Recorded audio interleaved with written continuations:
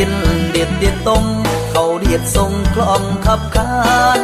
ตุ้มเปิดตุ้มเปิงขบวนเสริมเขาแห่กันโดดเด่นเป็นตำนานคนอีสานสืบกันมา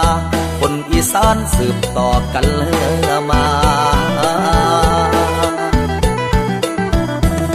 อีสานบอกเคยเหงาบ้านเมืองเฮามีแต่มวลอยู่ใส่แล้วแต่ล้วนมีแต่มวลกันเฮ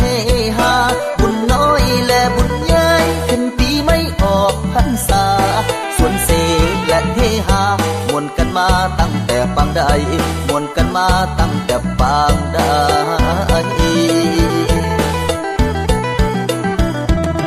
หีดทองและของเก่าอีสานเฮาบอกเคยลืมต่อเติมและเสริมเติมบอกเคยลืมจำใส่ใจพันผูกและปลูกฝังมาแต่ครั้งปู่ย่าตายายกี่กับกี่การผ่านไปบอกเงือดหายจากคนอีสานบอกเงือดหายจากคนอีสาน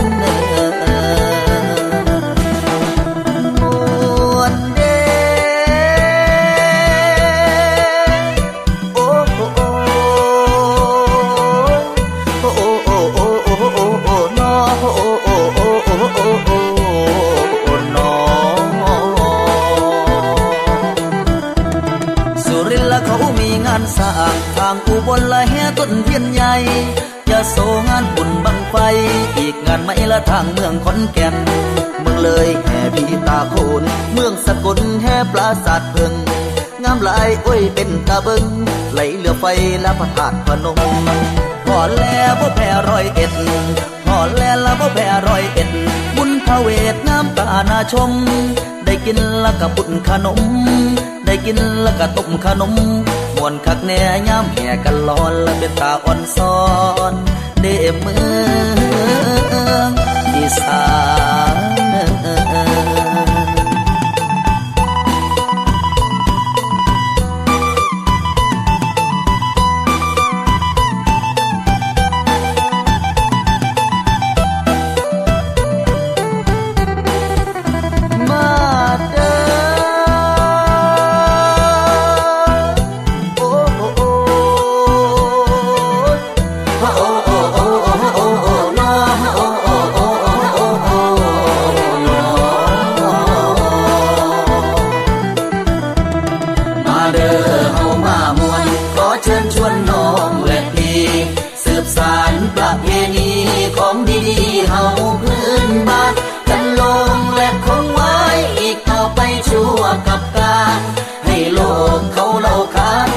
อีสานมีแต่หมอกมวลเมืองอีสานมีแต่หมอกมวล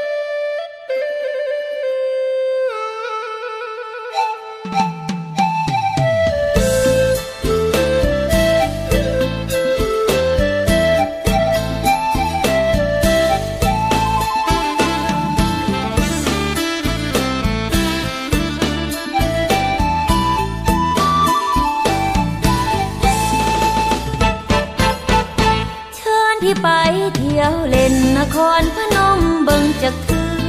ลองเชื่อคำน้องสาวนครผิวเหลืองอ่อนดังทองยามเศร้าลงลอยลงริมฝั่งโขงยามแลไหมก็ขาวสาวลาวก็สวย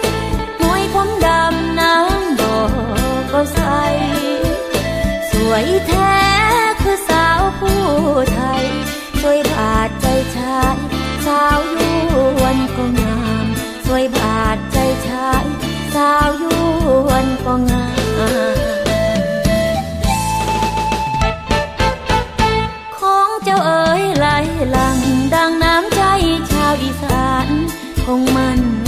ล้ำหากแม้นใครไปพบเจ้างามคำชะอีก็งามมุกดาหารยอดพะทูข้าอุเทนหรือจะเป็นหาแก่สวยจริงแม่สาวเจ้าเรนูหน้าหวานสาวดอนตาลก็น่าดูสวยเด่นงามรู้สาวเธอพนมสวยเด่นงามรู้ผู้สาวเธอพนม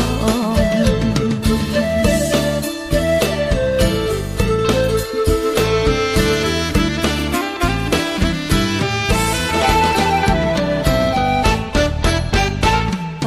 เล่นนครพนมกับน้องบ่อยากให้อาย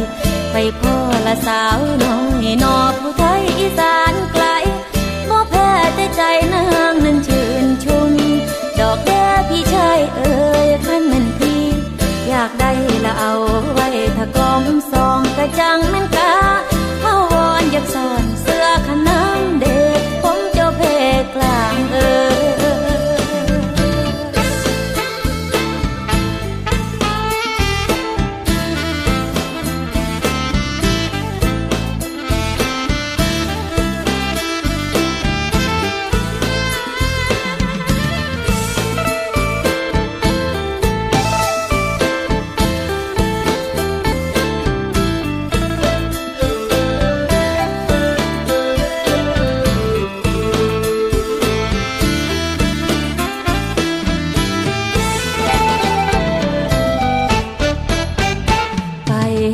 นครพนมกับน้องบ่อยากให้อายไปพ่อละสาวน้อยนอผู้ไทยอีสานไกลบ่แพ้แต่ใจนางนั้นชื่นชุมดอกแก้พี่ชายเอ่ยคันแม่นพี่อยากได้ละเอาไว้ถ้ากองซองกะจังแม่นกาเฮาวอนอยากสอนเสื้อขนามเด็กผมเจ้าเพกลางเอ่ยกลางเอ่ยเจ้าคนผมเพกลางเอ่ย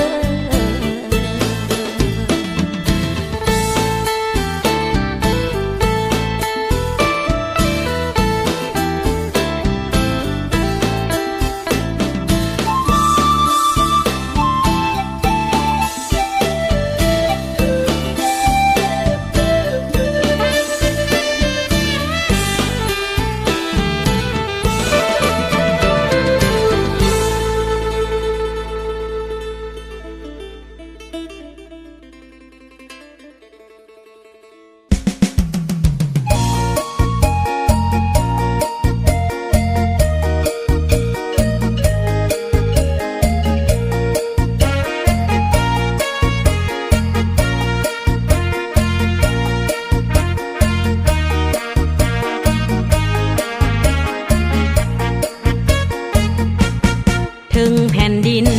อันแสนฮักแพงของป่าซาลาวผู้อาจหาร